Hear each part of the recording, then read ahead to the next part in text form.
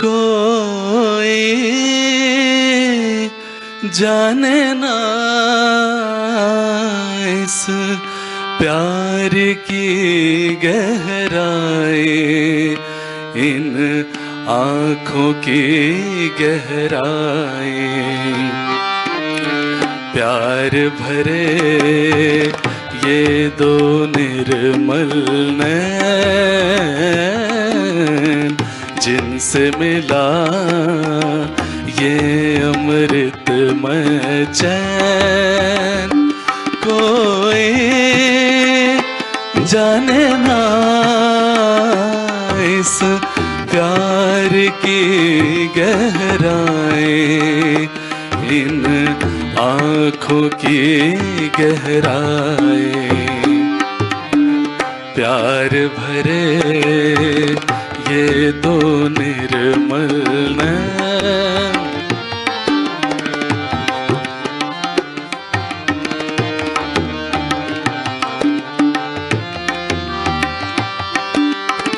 झील कहो पर उसको भी है तल, जिनके आगे सागर भी ओझल। सूर्य प्रकाश भी हो जाए ओझल,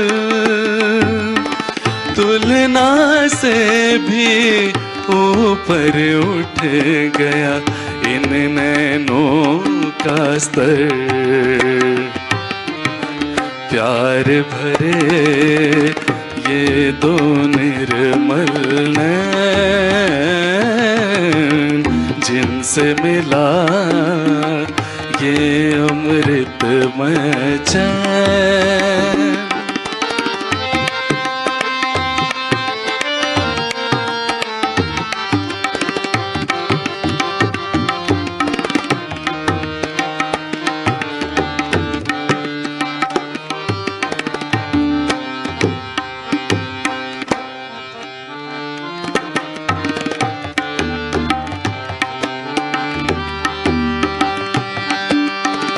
जैसे सरिता सागर में जाए धुल, निर्मल मंगलता में गए हम घुल। भूत भविष्य की चिंता गए हम भूल। सुगंध में इस चेतना में निखरे हैं ये फूल। प्यार भरे ये दो निर्मल नैन, जिनसे मिला ये अमृतमय चैन।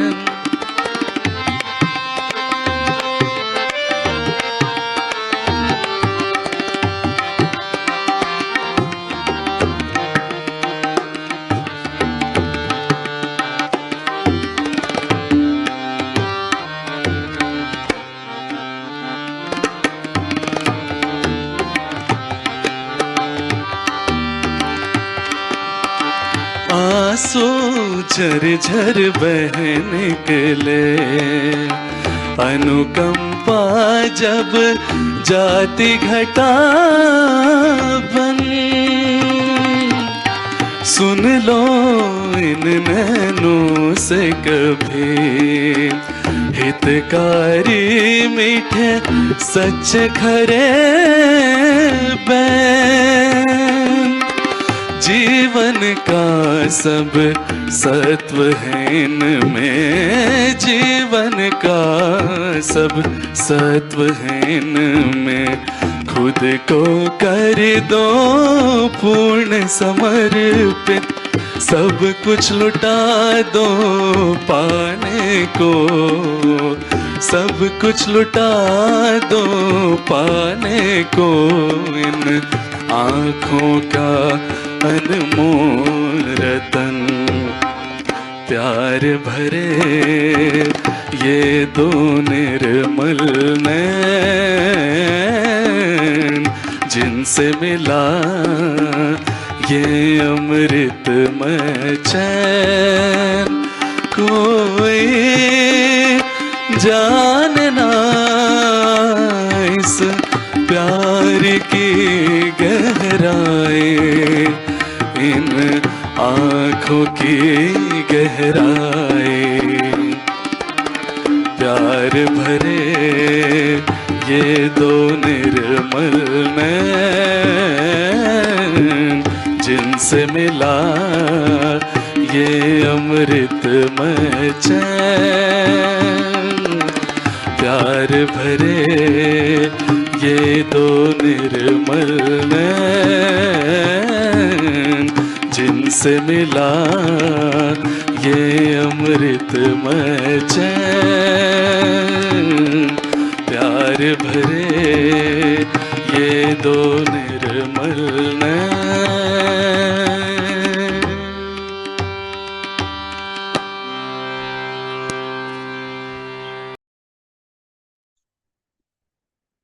जय श्री माता जी।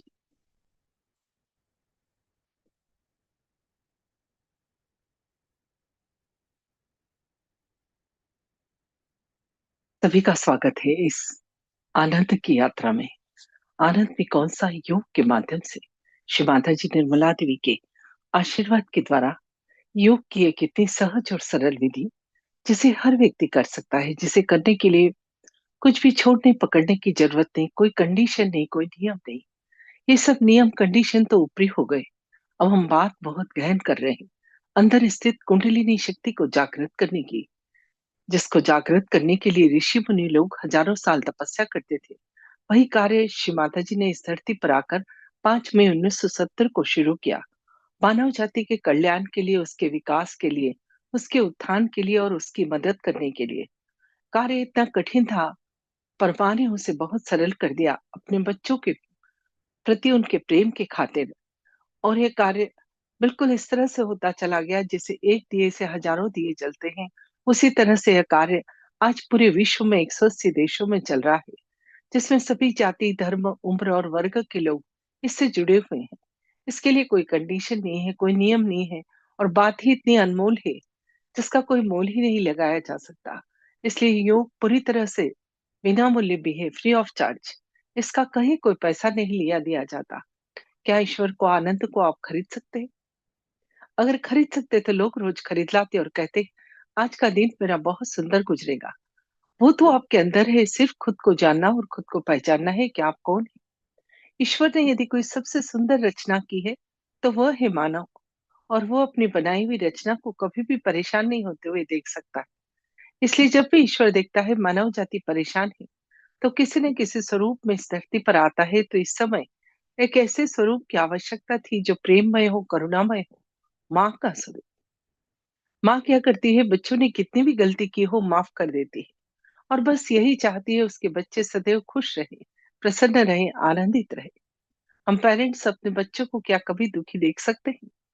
जब भी देखते हैं उन्हें तकलीफ है तो हम किसी न किसी तरह से उनकी पूर्ण मदद करना चाहते हैं। तो वो जिसने हमें बनाया वो हमारी चिंता क्यों नहीं करेगा? तो इस समय एक ऐसे स्वरूप चाहिए था जो हमारी सभी गलतियों को क्षमा भी कर सके।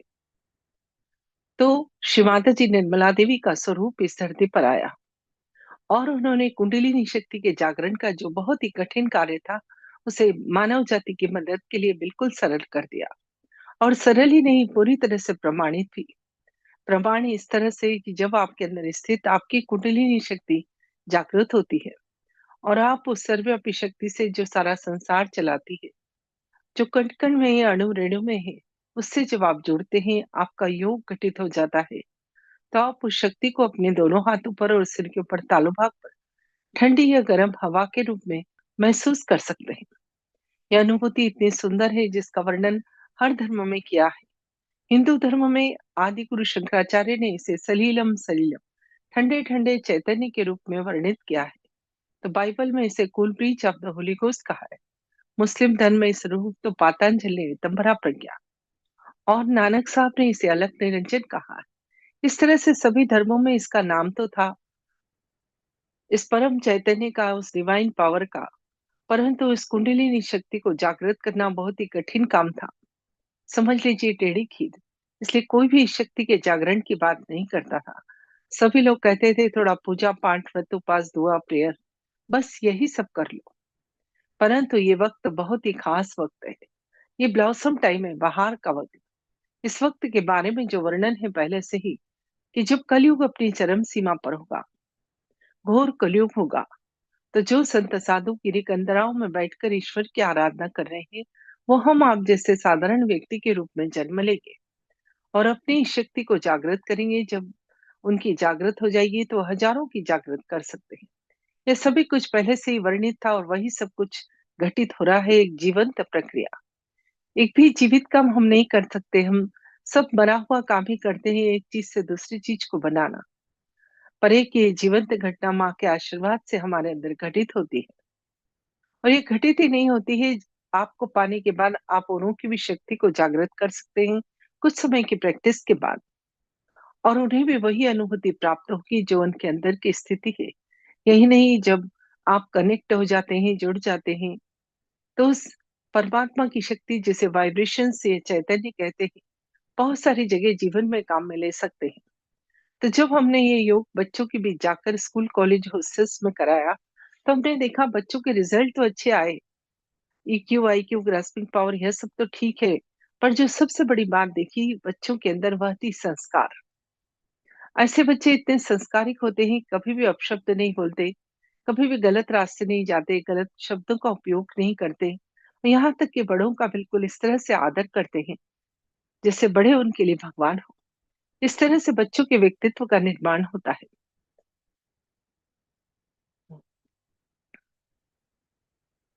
एक माँ होने के नाते मैं तो यही कहूंगी कि बच्चों को आप एक नंबर कम आने दीजिए, पर ध्यान जरूर कराइए सुबह शाम। सप्ताह में एक बार सेंटर जरूर ले जाइए, फुटसुक कराइए। आप देखिए आपके बच्चों को आपको पलट कर देखने की जरूरत नहीं पड़ेगी। उनका जीवन इतना सुंदर और संतुलित होगा। अगर वाकई में विश्व को परिवर्तित करना है, तो यह संस्कार हर व्यक्ति में, हर बच्चे में डालना ही होगा। तभी हम विश्व को परिवर्तित करने की बात कर सकते हैं। जो हम बात करते हैं, खाली बात ही बात करते हैं, पर हम कुछ उसके लिए कर नहीं पाते हैं। पर यह घटना जीवंत जब माँ के आशीर्वाद से घटित होती है, तो वाकई में आपके अंदर की कॉस्मिक दिशा में चेंजेस आते हैं। मैं खुद करीब 30 साल से इस योग से जुड़ी हूँ और भारत के बहुत सारे शहरों में रहने का अवसर मिला। जहाँ रही खुद तो करती रही, माँ के आशीर्वाद से जन जन तक सहयोग को पहुंचाती रही। बहुत ही सुंदर रिजल्ट देखे लोगों के।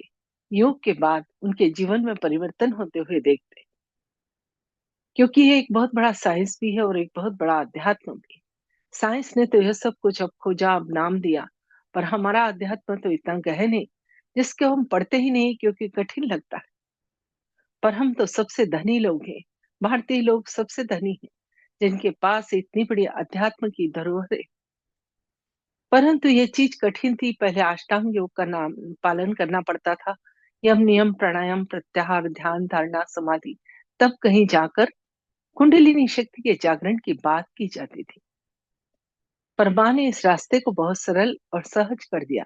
जैसे इसका नाम है सहज योग, वैसा ही सहज और सरल। और जब हमने ये योग गांव में किसानों को कराया जाकर, उन्होंने सहज कृषि की, मतलब बीजों को बोने के पहले माँ के समक्ष रखा, जल रखा। यही चैतन्य जल और बीज खेतों में बोया, रोज फसलों को वाइब्रेशंस दिए, तो उनका कहना था सालों का कर्जा खत्म हो गया, क्योंकि फसल बहुत अच्छे आने लगी, फसलों को कीड़ा नहीं लगता था। उस फसल की एक विशेष खुशबू थी। ये डॉक्टर्स ने अपने पेशेंट्स प्रयोग किया। ऐसी साइकोसोमेटिक डिसीज जिनका कि इलाज ही संभव नहीं था, ऐसे रोगियों को ध्यान भी कराया और मेडिसिन भी दी, तो उनकी रिकवरी जल्दी होने लगी। इस तरह से जो जिस क्षेत्र से आया था, अपने उसने अपने क्षेत्र में इस योग का प्रयोग कर कर देखा और बहुत ही सुंदर रिजल्ट आए। गायकों ने अपने ढंग से, तो साइंटिस्ट ने अपने ढंग से, सबने अपने अपने तरीकों से इस जीवंत शक्ति का प्रयोग किया, जो भी आपके हाथों से और सिर से ठंडी या गर्म हवा के रूप में बहने लगेगी। आजकल जिससे बात करो वही फ्रस्ट्रेशन, डिप्रेशन, तनाव, स्ट्रेस की बात करता है। आदमी बहुत परेशान है और क्यों है उसे समझ में नहीं आता। तो उसकी परेशानी का असली कारण है कि जो नहीं मिला उससे दुखी है और जो मिलेगा कि नहीं मिलेगा उसको लेके सदैव चिंतित रहता है। इसलिए हमेशा परेशान रहता है, दुखी रहता है, उदास रहता है।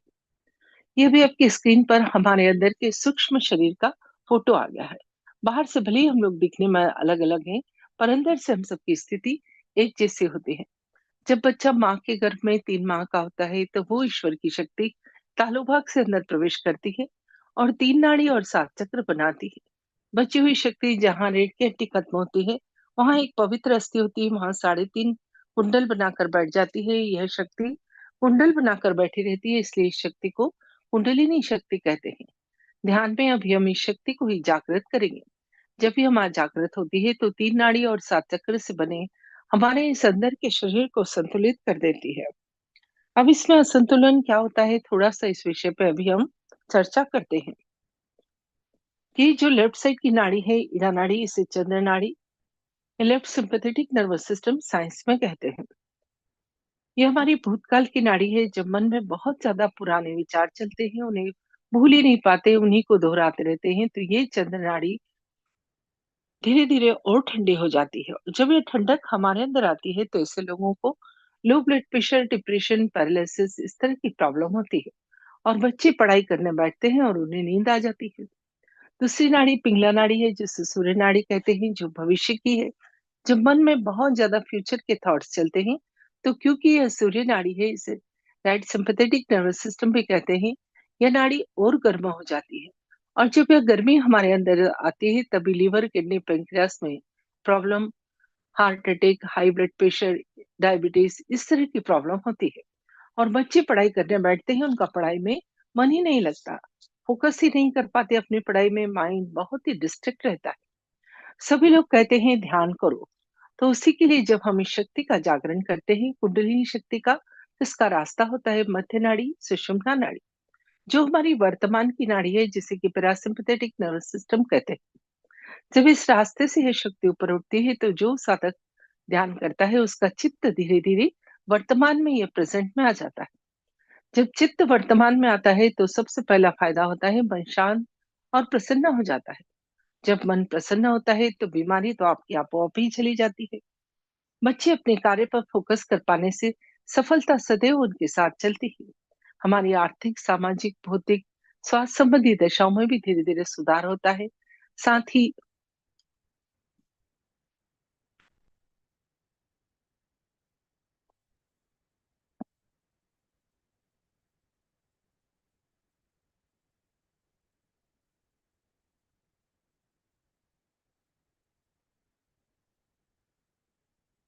माइंड प्रेजेंट में होने से, मन प्रसन्न होने से बीमारी तो हमारी चली जाती है। अब हम बात करते हैं चक्रों की। हमारे शरीर के अंदर ये 7 चक्र होते हैं, जो फूल जिसे आप देख रहे हैं। ये चक्र असली में नाड़ियों के गुच्छे हैं, जो शरीर के अलग अलग ऑर्गन्स को कंट्रोल करते हैं। हर चक्र की एक क्वालिटी होती है। जब कुंडली वहां ऊपर उठती है तो इन चक्रों को नरिश करती है, इन्हें खोलती है और इनकी क्वालिटी धीरे धीरे हमारे अंदर डेवलप करती है।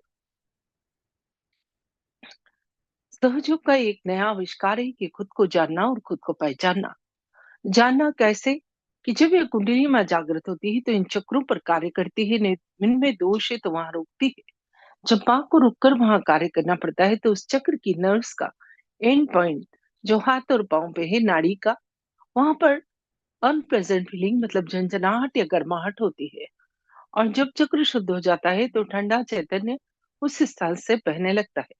तो मूलाधार चक्र को हाथ और हथेली जहाँ मिलते हैं अनुभव कर सकते हैं। श्री गणेश का यह चक्र है।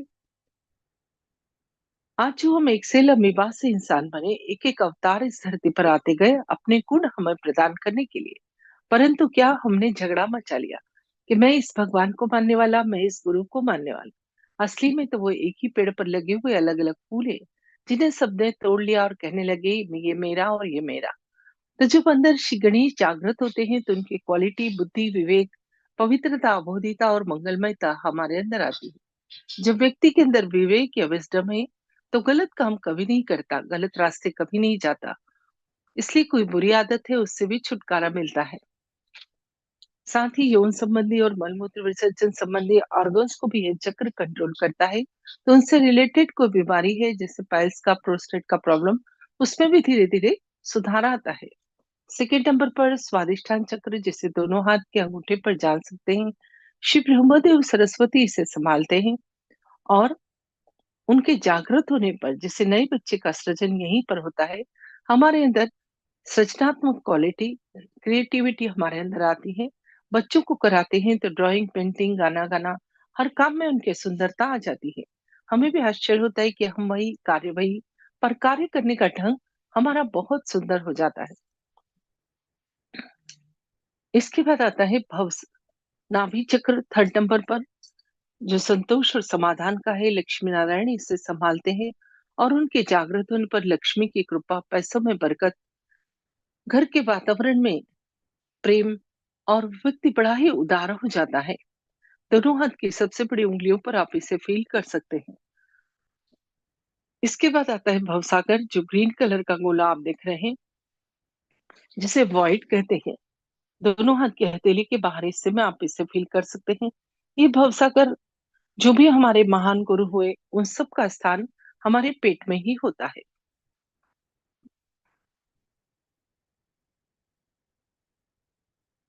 ये आपकी स्क्रीन पर भवसागर का फोटो आ रहा है। जो भी महान गुरु हैं, दसों धर्म गुरुओं का स्थान हमारे पेट में होता है। ये पूरे आपकी स्क्रीन पर दिखाए गए हैं। सिर पर इसकी स्थिति देखिएगा, हाथों पर भी और पांव पर भी। ये दसों धर्म गुरुओं का स्थान हमारे पेट में ही होता है, जिन्हें हम 10 कमांडमेंट्स कहते हैं। ये राजा जनक, अब्राहम, मोसेस, जोरास्टर, लाओ से, कन्फ्यूशियस, सुकरात, मोहम्मद साहब, गुरु नानक, और शिरडी के साईनाथ, इन सब का स्थान हमारे पेट में ही होता है। यही आज्ञा चक्र से ऊपर जाकर एकादश रुद्र का स्वरूप ले लेते हैं। ये जो एक एक गुरु इस धरती पर आए, अपने गुण हमारे अंदर डेवलप करने के लिए आए। जब हम जाने अनजाने में गलत गुरुओं के चक्कर में पड़ जाते हैं, तो हमारा ये भवसागर खराब हो जाता है। तभी पेट संबंधी बहुत सारी समस्या हमारे अंदर आती है, और हम सदैव यह कहते हैं कि सदगुरु ही भवसागर से पार लगा सकता है। तो यहाँ पर शिव माता जी कहती हैं कि आप अपने गुरु स्वयं बने, अपने अंदर वो सभी क्वालिटी को डेवलप करें जो एक गुरु के अंदर होती है। क्यों कहीं पर भी पैसा खर्च करें, मत्था टेके अपना जाकर। आपके पास तो सब कुछ ईश्वर ने दिया है। आप अपने गुणों को अपने अंदर जो डेवलप कर सकते हैं। ये आप देखिए कि पेट के अंदर ये जो सुषुम्ना नाड़ी है, ये नाभि से हृदय तक टूटी हुई रहती है, क्योंकि जब बच्चा पैदा होता है तो उसकी नाल को काट दिया जाता है। तो जब कुंडली शक्ति जागृत होती है, तो ये नाभि और हृदय के बीच में कॉर्ड का या रस्सी का काम करती है, जोड़ने का। समझ लो ईश्वर तक पहुंचने की 3 रस्सियां लटक रही है, और उसमें बीच की रस्सी टूटी हुई है। तो ये कुंडलिनी माँ उसको जोड़ने का कार्य करती है। इसीलिए हम जब कुंडलिनी शक्ति को जागृत करते हैं, तभी हम उस ईश्वर से जुड़ पाते हैं। उसके पहले हमारा संबंध स्थापित नहीं हो पाता है। इसीलिए कहा जाता है कि भवसागर से पार सदगुरु ही करा सकता है। तो जब हमारा गुरु तत्व जागृत होता है, तो हम अपनी बात किसी को भी बहुत अच्छे से समझा सकते हैं। तो जब बच्चे ध्यान करते हैं, उनका गुरु तत्व जागृत होता है, तो ग्रुप डिस्कशन, इंटरव्यू, वाइवा, हर जगह अपनी बात को पूरे कॉन्फिडेंस से व्यक्त करते हैं। जिस व्यक्ति का भवसागर अच्छा होता है, उसकी बात में दम होता है, और कभी भी छिछोरी बात नहीं करता, उसकी बात में गहराई होती है। उसके अंदर एक चुंबकीय आकर्षण होता है। जैसे एक गुरु के अंदर होता है, वही क्वालिटी उस व्यक्ति के अंदर भी होती है, जिसका गुरु तत्व जागृत होता है। ऐसे व्यक्ति के अंदर धर्म भी जागृत होता है। वो असली में धार्मिक होता है। ऐसा नहीं कि सुबह तो मंदिर गए और शाम को गलत काम कर लिए। ऐसा व्यक्ति वाकई में अंदर से धार्मिक रहता है।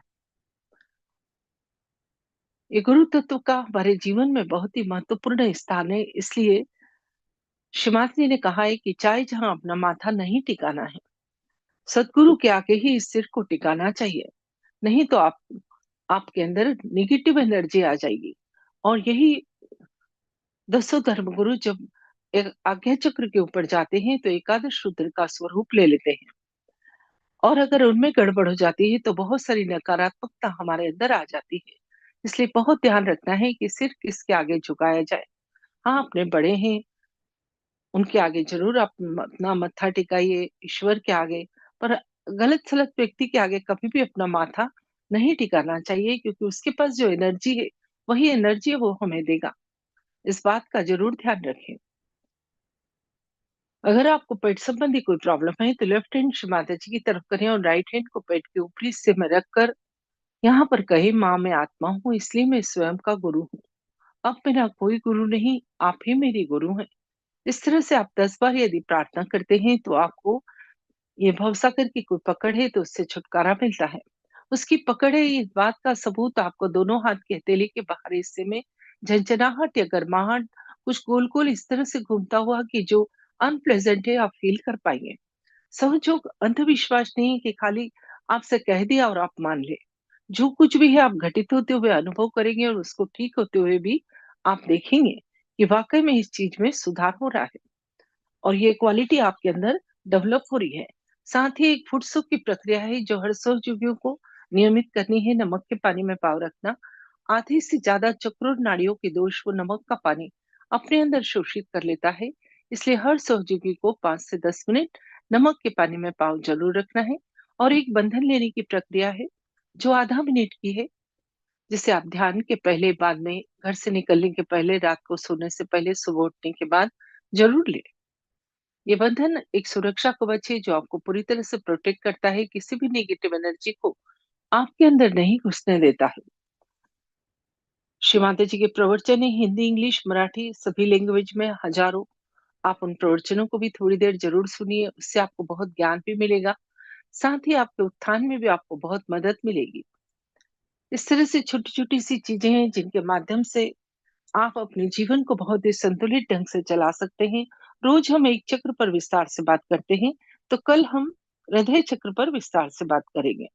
हृदय चक्र का स्थान हृदय के अंदर ही और दोनों हाथ की छोटी उंगलियों पर। माँ जगदम्बा इसे संभालती है और उनके जागृत होने पर हमारा इम्यूनिटी सिस्टम स्ट्रांग होता है। हमें डर नहीं लगता, कोई छू नहीं सकता। कभी एक्सीडेंट में होगा तो हम सुरक्षित रहेंगे। उसके बाद विशुद्धि चक्र जो गले में है, राधा कृष्ण इसे संभालते हैं और उनके जागृत होने पर वाणी में मधुरता, साक्षी भाव और डिवाइन डिप्लोमेसी हमारे अंदर गुण आता है। साथ ही नाक कान गले से संबंधित कोई बीमारी, स्पॉन्डिलाइटिस, थायराइड, उसमें भी सुधार होता है। फिर आज्ञा चक्र, आप देखिए तीनों नाड़ियां यहाँ पर आकर मिल रही है और ईगो और सुपर ईगो के दो बैलेंस बन जाते हैं। इससे ऊपर उठना बहुत ही कठिन काम था, इसलिए सभी लोग आज्ञा चक्र तक ही ध्यान की बात करते थे, क्योंकि इसकी जो क्वालिटी है क्षमाशीलता, बहुत ही कठिन गुण। इसे ही स्वर्ग का द्वार कहा है, जो बहुत संकीर्ण है। पर माँ के आशीर्वाद से जब ये क्षमा का गुण आता है, तभी ये दोनों बैलेंस पिचक जाते हैं ईगो और सुपर ईगो के। और कुंडलिनी शक्ति आज्ञा चक्र से ऊपर उठकर सहस्त्रार चक्र जो सिर के ऊपर तालु भाग में लिम्बिक एरिया में है, वहां पर एक ब्रह्मरंध्र है, उसका भेदन कर उस चारों तरफ फैली हुई परमात्मा की शक्ति से हमारा योग करा देती है। और जब उस शक्ति से योग घटित होता है, तो उसको हम अपने दोनों हाथों पर और सिर के ऊपर तालु भाग पर ठंडी या गर्म हवा के रूप में महसूस कर पाते हैं। तो अभी हम इस अंदर के तंत्र को, इस सटल सिस्टम को शुद्ध करेंगे, जिन 5 तत्वों से बने हैं जल, आकाश, अग्नि, पृथ्वी और वायु, उन्हीं की मदद लेंगे। तो कैसे करना है सीख लीजिए। ध्यान शुरू करने के पहले एक दिया जरूर जलाइए। दोनों हाथ घुटने पर खुले हुए करिएगा मेरे साथ साथ। फिर हम आंख बंद करके करेंगे। फिर सीधा हाथ या राइट हैंड धरती मां पर रखें। हथेली को चिपकाकर, जो नीचे नहीं बैठ सकते हैं साइड में छोड़ दें।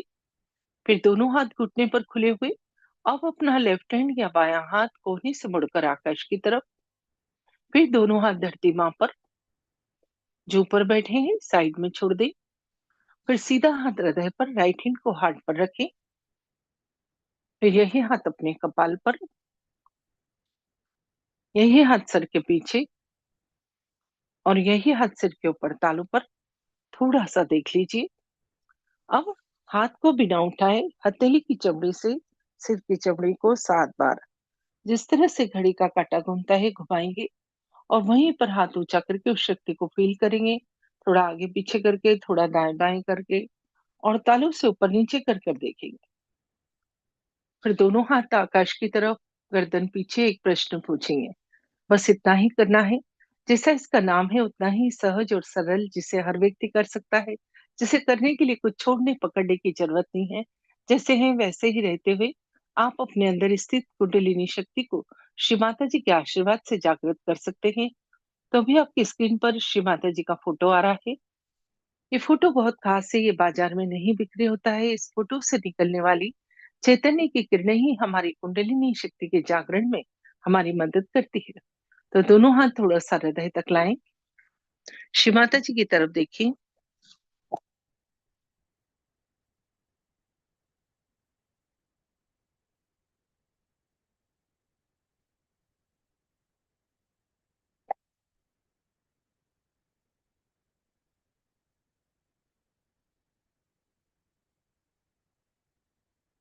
पूर्ण हृदय से प्रार्थना करें, माँ कृपा करके मुझे आत्म साक्षात्कार दो।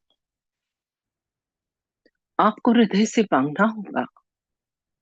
सहज में एक यही शर्त है कि आपकी इच्छा होनी चाहिए। मन में यदि कोई शंका या संदेह है तो इस शक्ति का जागरण नहीं होगा, क्योंकि कुंडलिनी माँ आपकी अपनी व्यक्तिगत माँ है और जन्मों जन्मों से आपके साथ है। उसे सब पता है आप क्या चाहते हैं।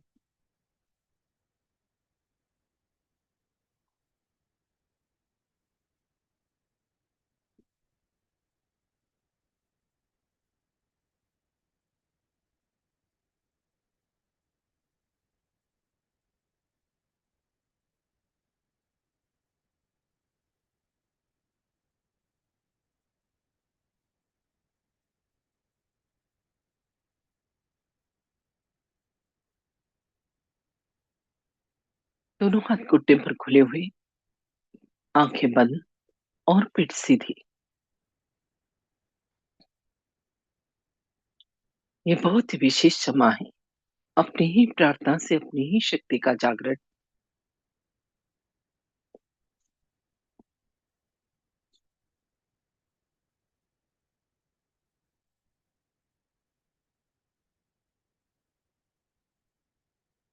एक जीवंत घटना माँ के आशीर्वाद से हमारे अंदर घटित होने वाली है।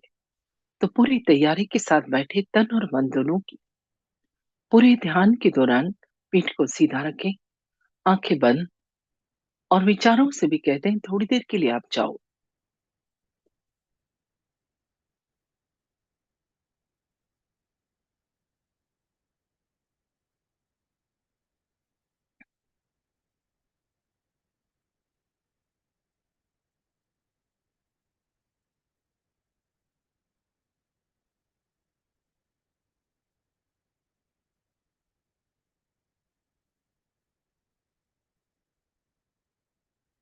वो अपना सीधा हाथ या राइट हैंड धीरे धीरे धरती मां पर रखें। इड़ा नाड़ी के शुद्धिकरण की प्रार्थना करें। माँ इसके सभी दोष विकार,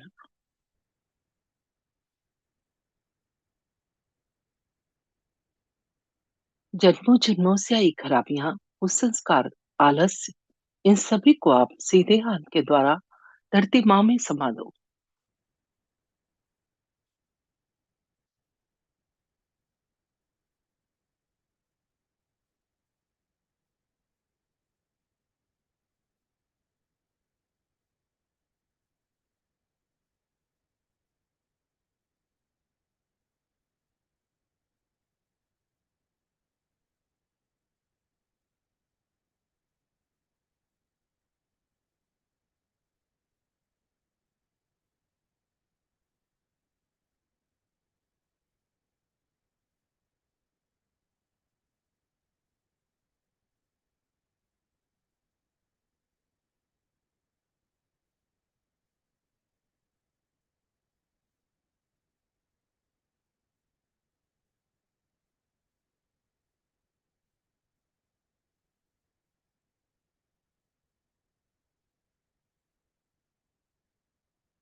आपको अनुभव हो सकता है कि राइट हैंड से कुछ निकलकर धरती में जा रहा है और लेफ्ट हैंड पर कुछ फील हो रहा है।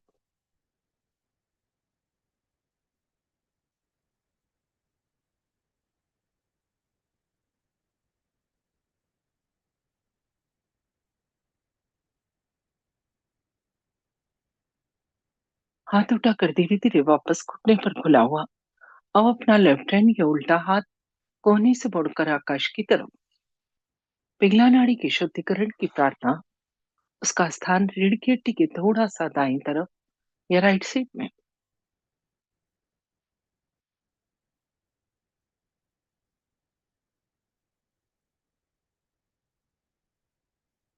यहाँ पर प्रार्थना करेंगे, इस नाड़ी के सभी दोष, विकार, भविष्य की चिंताएं, अतिरिक्त गर्मी कृपा करके लेफ्ट हैंड के द्वारा आकाश तत्व में समा दो।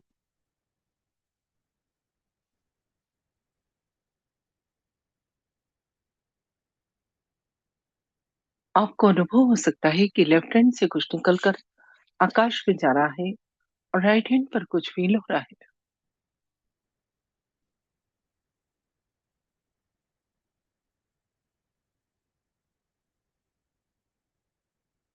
हाथ धीरे धीरे वापस घुटने पर। अभी दोनों हाथ धरती माँ पर। धरती माँ को प्रणाम और प्रार्थना। हे धरती माँ, अभी भी मेरी दोनों नाड़ियों में यदि कोई दोष बाकी है तो कृपा करके आप अपने अंदर शोषित कर लो।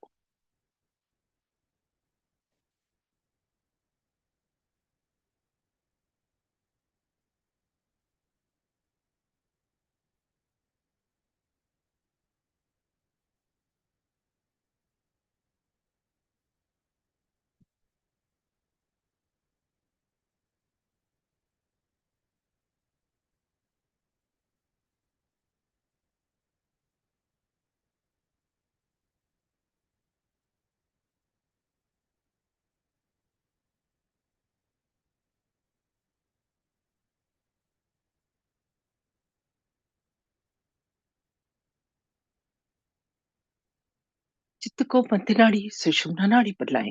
उसका स्थान रीढ़ की हड्डी के मध्य में, दोनों हाथ घुटने पर खुले हुए।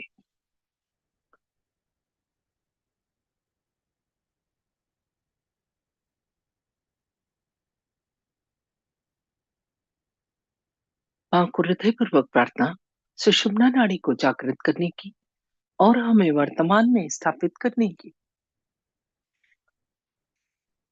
अब अपना सीधा हाथ या राइट हैंड अपने हृदय पर आत्मा के स्थान पर रखें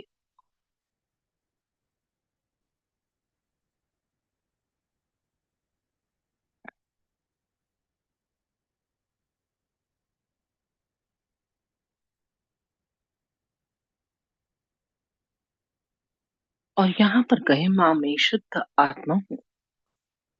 मैं ये शरीर, मन, बुद्धि, अहंकार कुछ भी नहीं। मैं सिर्फ आत्मा हूँ। और जब मैं आत्मा हूँ तो मैं निर्दोष भी हूँ, क्योंकि आत्मा में कोई खराबी नहीं होती। पूरे विश्वास के साथ कहे, माँ मैं शुद्ध आत्मा हूँ।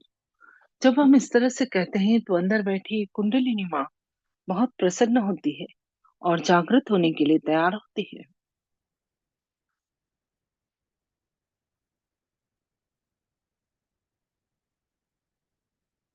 अब इसी हाथ को अपने कपाल पर रखें जहां मेहंदी लगाते हैं। थोड़ा दबाओ और थोड़ा सर झुकाएं। यहाँ पर कहें, माँ आज मैंने सबको क्षमा किया और अपने आप को भी क्षमा किया।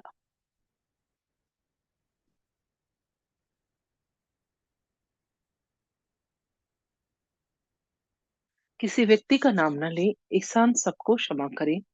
जब हम क्षमा करते हैं तो परमात्मा देखता है जिसने भी आपको तकलीफ दी है उसको। इसलिए सबको क्षमा करें और खुद को भी क्षमा करें।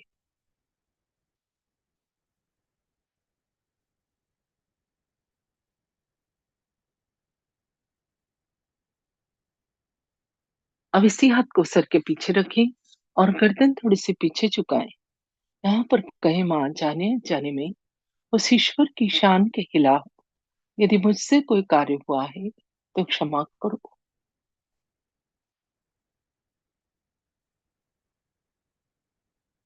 प्रार्थनाओं को मन ही मन दोहराएं, होठ भी नहीं हिलाएं। अब यही हाथ सर के ऊपर तालू पर रखें। हथेली का बीचों बीच हिस्सा तालू पर। अब हाथ को बिना उठाए हथेली की चमड़ी से सिर की चमड़ी को 7 बार गोल गोल घुमाएं, जिस दिशा में घड़ी का काटा घूमता है, क्लॉकवाइज डायरेक्शन में।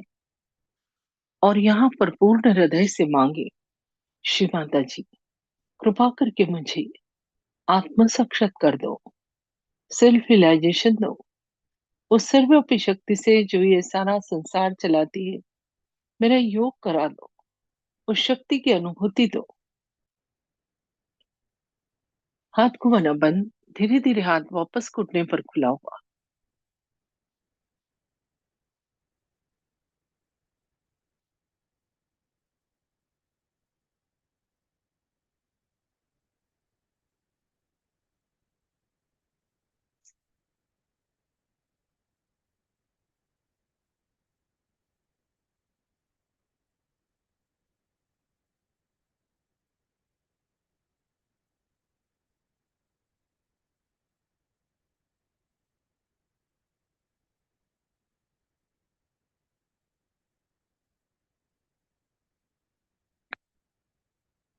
थोड़ी देर ध्यान लगाएं, चित्त को तालू पर रखें और पूर्ण शांत, पीठ सीधी।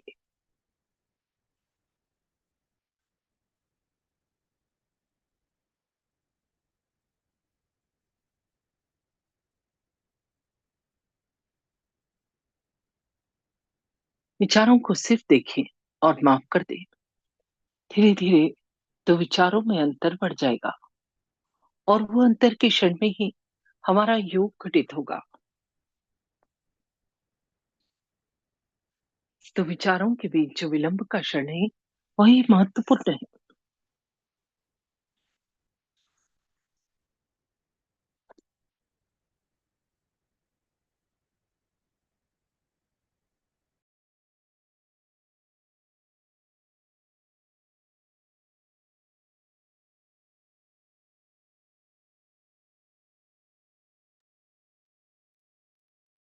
आंखें बंद ही रखें और अपना अटेंशन दोनों हाथ की हथेली और उंगलियों के टिप्स पर लाएं। क्या महसूस हो रहा है, अनुभव करें। हाथों में ठंडा, गरम, उंगलियों के टिप्स पर कुछ झंझनाहट, हथेली में कुछ गोल घूमता हुआ, हाथ भारे हो गए हो, ऐसा कुछ भी दोनों हाथ में या एक हाथ में महसूस होगा।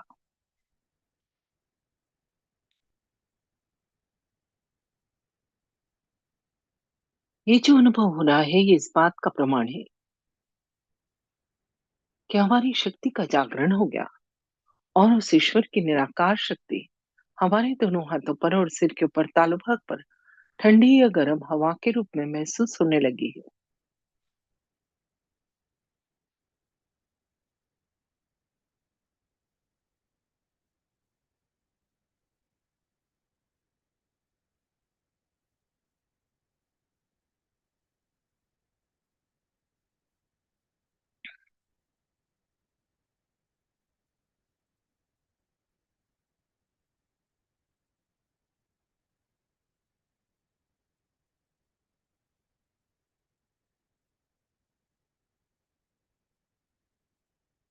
और अधिक जानने के लिए सीधे हाथ को उठाकर सिर के ऊपर तालू पर लाएं।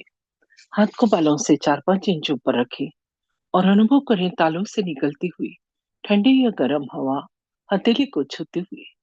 हाथ थोड़ा तालू से आगे पीछे, थोड़ा दाएं बाएं और तालू से ऊपर नीचे कर देखें। किसी को बहुत ऊपर तक ठंडक का एहसास होता है। हाथ वापस घुटने पर ले आए, अभी दूसरे हाथ से चेक करें। हाथ को थोड़ा तालू से ऊपर रखें और अनुभव करें तालू से निकलती हुई ठंडी या गर्म हवा हथेली को छूती हुई।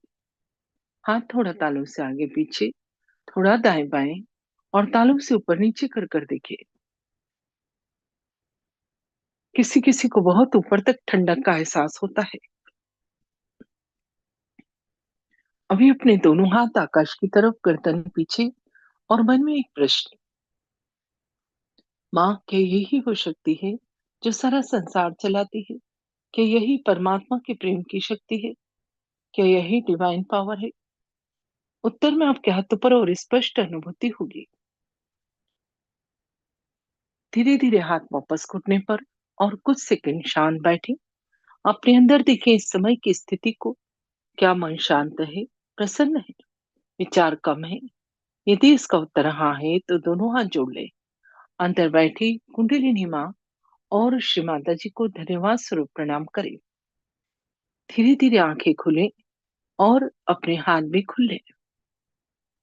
कुछ देर शांत और अपने अंदर देखें इस समय की स्थिति को। क्या मन शांत है, प्रसन्न है, विचार कम है? यदि इसका उत्तर हाँ है तो दोनों हाथ जोड़ लें। अंदर बैठी कुंडलिनी माँ और श्री माता जी को धन्यवाद स्वरूप प्रणाम करें। जय श्री माता जी। जिन्होंने भी आज पहली बार ज्वाइन किया या कुछ ही दिनों से आ रहे हैं, सभी से मेरी रिक्वेस्ट है लगातार इस सेशन को तब तक अटेंड करें जब तक चक्र और नाड़ियों का ज्ञान और चैतन्य की अनुभूति नहीं हो जाती। उसके बाद आप हमारे गहन ध्यान का सेशन अटेंड कर सकते हैं, जिसकी जानकारी अभी आपको दी जाएगी। जय श्री माता जी।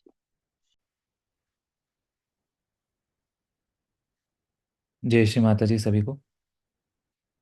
जो भी साधक आज पहली बार जुड़े हैं, आपसे विनती है कि कुछ दिन इस सेशन को आप ज़रूर देखें।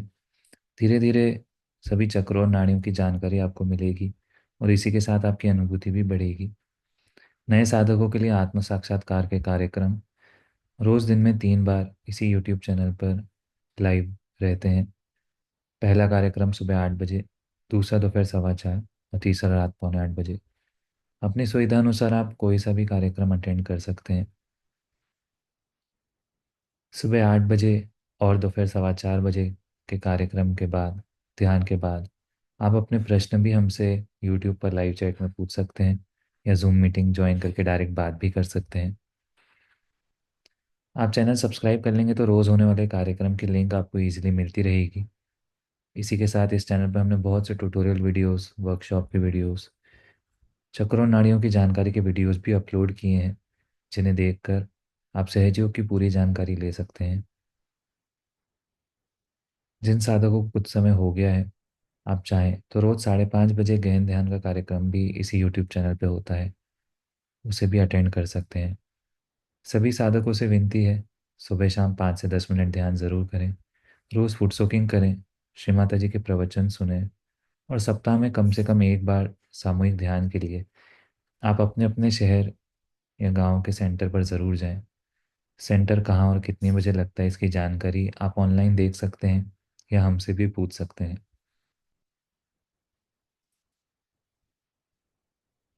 नए साधकों के लिए हम एक बार और बताना चाहेंगे कि आपकी कोई भी प्रश्न है तो सुबह 8 बजे या दोपहर 4:15 बजे के कार्यक्रम में ध्यान के बाद आप अपने प्रश्न हमसे लाइव पूछ सकते हैं। सभी को जय श्री माता जी। आज का कार्यक्रम अब हम यहीं समाप्त करते हैं। आज के ध्यान और आनंद के लिए श्री माता जी को कोटि कोटि धन्यवाद, कोटि कोटि प्रणाम। जय श्री माता जी।